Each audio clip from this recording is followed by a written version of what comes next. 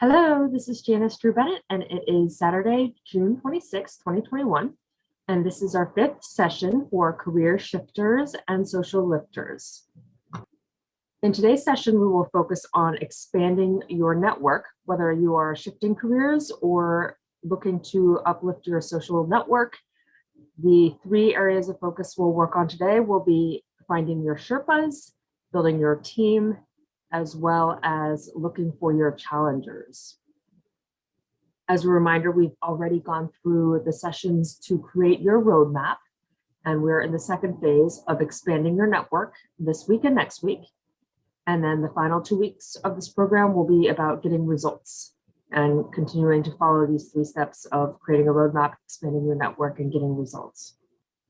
And for the social shifters and social lifters, that results-oriented step is often focused around improving your social presence and continuing to focus on your messaging and furthering your mission.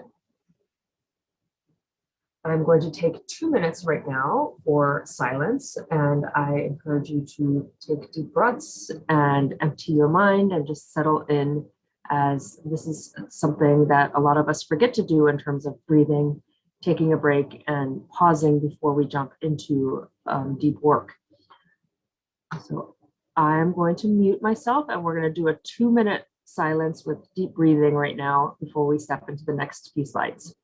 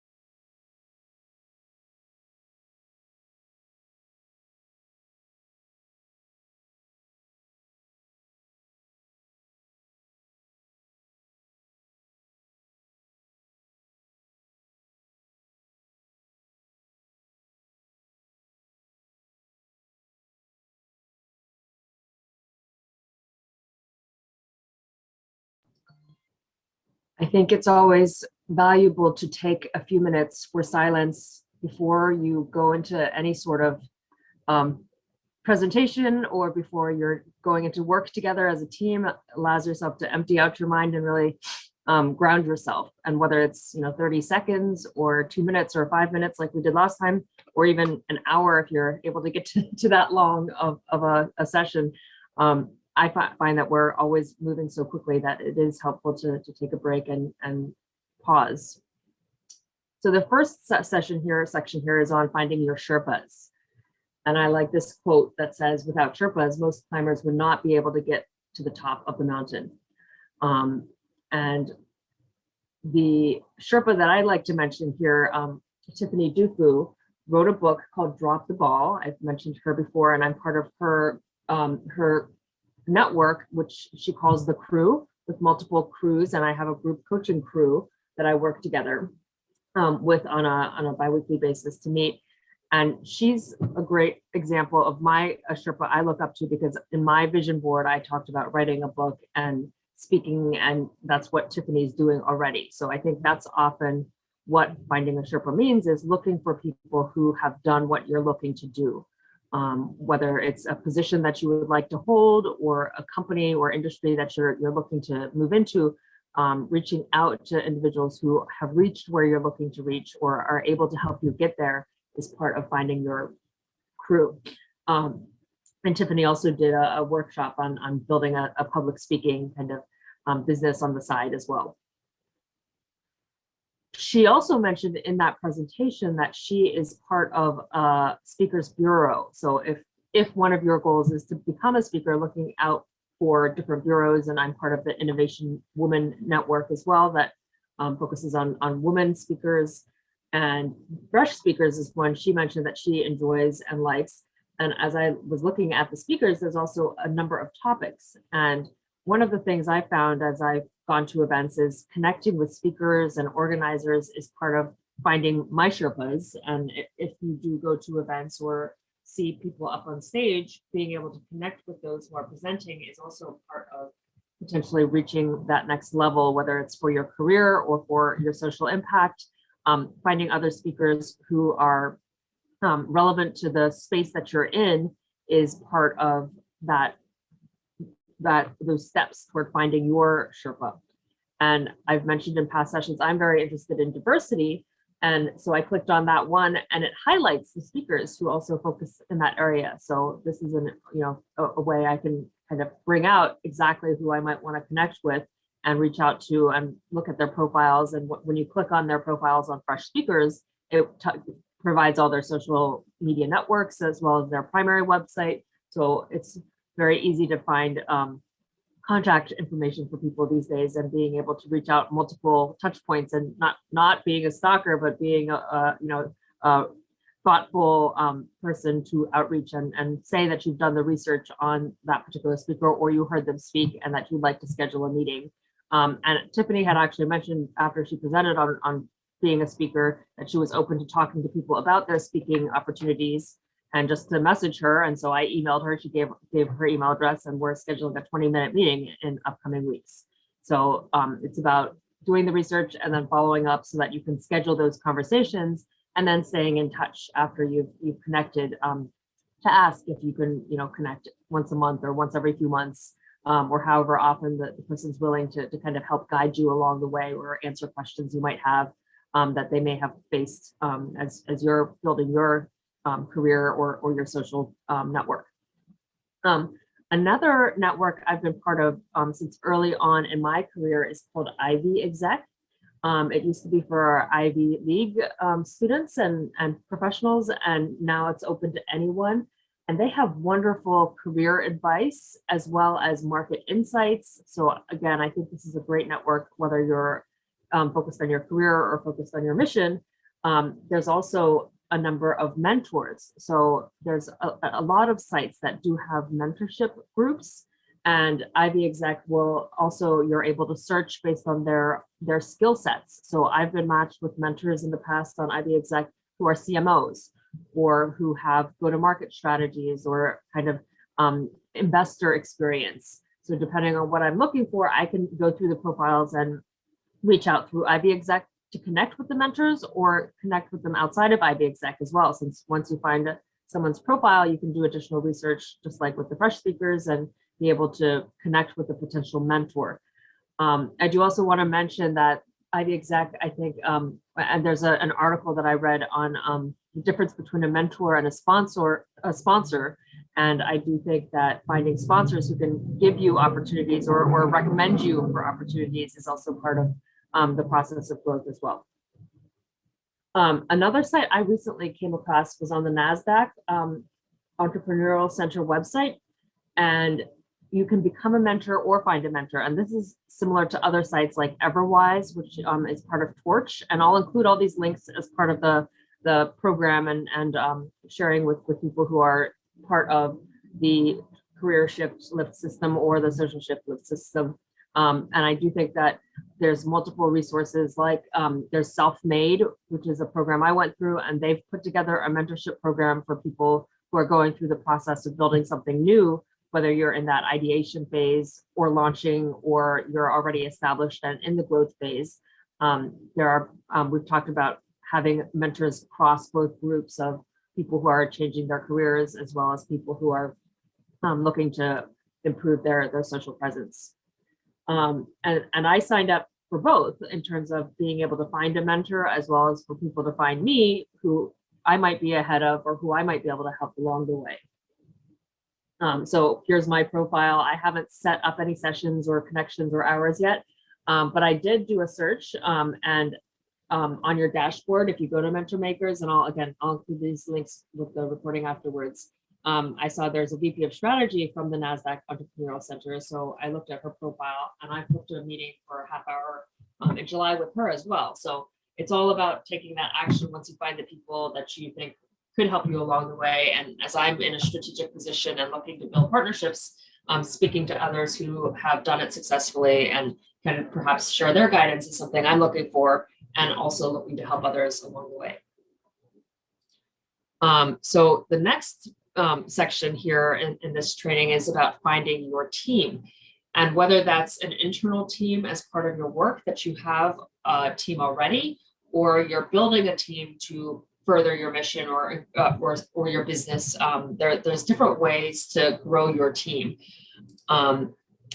I put together this Jam board, and in a prior session, we did a mural board together. And at the end of this session, once I get through all the slides, I'm going to share the link to this Jam board and have us do a little bit of an exercise around thinking about who is on your team, who's missing from your team, and then ways to find team members, and kind of tangential kind of ecosystems around building your team, where even going to your kids, and that's something a lot of tax strategists will say too. I think she asked for help. So there's if you have kids or people who are in your community who are under a certain age, they can actually get paid without paying taxes. So there's a tax-free strategy for bringing on the younger generation to help with your business or your own growth as well. And then there's interns as well that I've mentioned is the first way that I kind of grew from being an individual contributor to a manager is finding interns from colleges or high schools. There are also multiple sites out there where you can find resources to help with your personal growth, as well as with your business growth. And I've used Thumbtack personally for finding contractors. So there's all sorts of work depending on what your career path is and what kind of work you need. And again, sometimes we do need personal support, and it's local professionals. So there are people who give singing lessons or theater classes. And so thumbtack.com is a great place to find local providers, or if you provide a service and you want to expand and kind of get found, you might want to get a posting. So with any of these sites where you can find people for work, you could potentially also find work for yourself. Graphite is a place where you can find project-based work, and there's different project needs, and they go to corporations and different industries to find experts and match the experts. And there's a number of platforms like this where you can find projects on the Inkwell website for women. There's the Mom Project will find jobs and consulting projects, and there's a whole bunch of other sites that are project-based. And whether you're an independent consultant or looking for additional projects to work on, this is a great way to also identify new team members. I may have mentioned Lunch Club in the past as well, which is a matchmaking site that does AI matchmaking. And right now it's invite only to join. So I've got an invite on the Inkwell website as well that links to this particular website. And you can schedule matches up to 3 a week, or you can use credits to kind of get additional meetings. And once you schedule the meetings, you can also identify what your goals are. So in the past, if I've looked for a co-founder on Lunch Club, or for business development to help with sales, or to organize events. And then you can also add additional objectives. So here there's one that's grow your team. And then you can pick a match, like whether it's an investor or someone who has go-to-market strategy expertise, similar interests. I've been matched with a few people who are interested in skiing. So that's just figuring out who you might want to get matched with to do one-on-one meetings as well. And we'll dive deeper into this in terms of booking meetings and going to events and using that as a strategy to grow your team, find your Sherpas, identify the people that will help you at this point in your career or your social growth. I showed this in the last session for just career shifters, but I do think it's also highly relevant for both people who are focused on work as well as focused on their mission, using social networks to build your team and finding people and watching them on YouTube to kind of get a sense of how they present, or if they don't have a YouTube presence, like researching where the people are across social media can help you get a sense of, some people just aren't on social media too. And often I find certain types of team members like finance or IT might be less prevalent on social, and just kind of filling out your gaps through connecting with people through various channels and reaching out via, messaging and finding people on again, different networking and event sites. I accidentally clicked on that, so give me 1 second. I'm going to pull this back up. Yeah, so each of these links, and I have this in the Google Drive that I can post in chat as well afterwards, where I have all of these links posted. And this final section about finding your challengers. So your challengers are people who may be your competitors, or who may stretch you in terms of what you're doing. Or who might be not your type of, the same personality, or somebody who's very different from you, who can, again, fill in some gaps for you and kind of stretch you again. And honestly, finding challengers for me is about doing research.